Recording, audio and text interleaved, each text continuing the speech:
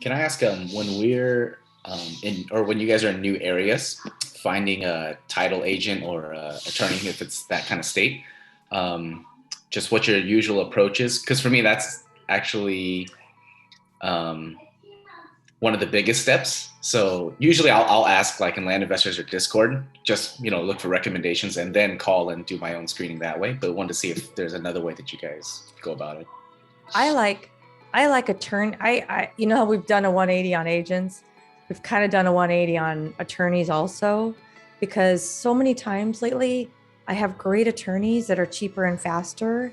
And where I get them is I call the county and I say, all right, hi, do you guys have an attorney that, is closing deals, real estate deals that you guys really like? Oh yeah, this guy, Jeff, his office is like 2 buildings over. He's awesome. Call Jeff Waterman or whatever.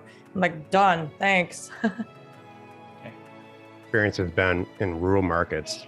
If a title company, hopefully it's a mom and pop, not like a First American, if they have office space in the county building in a small town or on the county square or in that area, they probably know everybody. Mm-hmm. And the county recorder, I was literally in a situation where the title agent that I used in Mojave County, Arizona, her sister was the treasurer, and they just knew, and they went to high school there, and so they just knew everybody. And fortunately, this title agent liked me, and I did thousands and thousands of deals there, and we got everything done, and it was just a big happy family. So if you can achieve that, that's the best case. Okay, I've had the exact opposite happen, where I chose a wrong title agent that just was like the town witch, and she was trying to get deals done and for me, and then I became the evil yuppie from Scottsdale, and we couldn't get anything done. And it's just, it's like dating the wrong girl. You just did it wrong.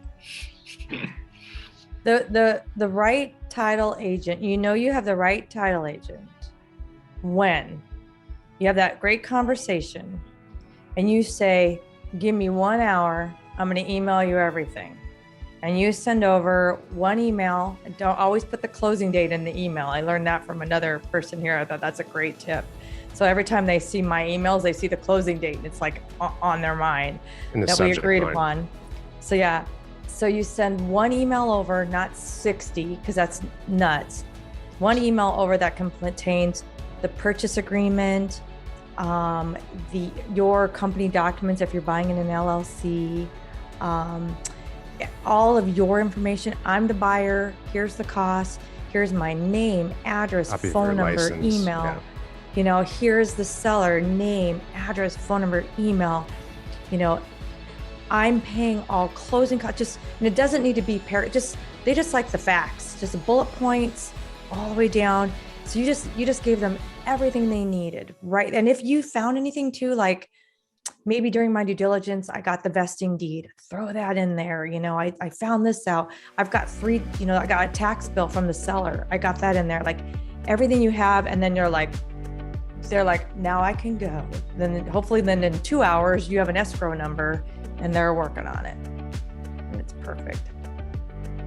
If they have any questions, I ask a lot of stuff, then it's not the right person.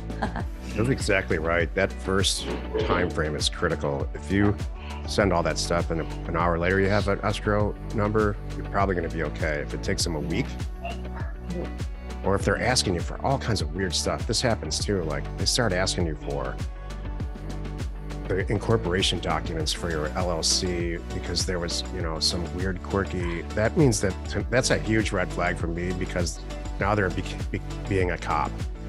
They want to make sure you don't want an escrow agent that's trying to not close a deal, which happens. Right. You want them to just jam it through. They do need those documents, but they only need them that one time, and then they're going to save them for all your deals. Now they know you. They just need to see that you're the signer and that kind of a thing, and that's it. We had an escrow agent not that long ago. I can't remember if the deal closed or not, where she wanted us to send her all the paper.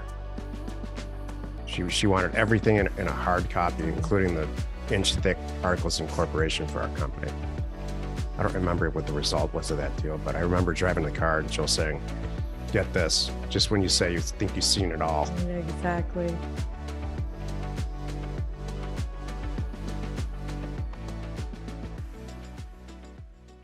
We hope you find our content valuable and we appreciate your support. If you have not already, please check out our channel and hit the subscribe button. And your comments and suggestions help us to create the content you're here for. Hitting the like button helps to support our channel's algorithm and gauge your interest for future shows.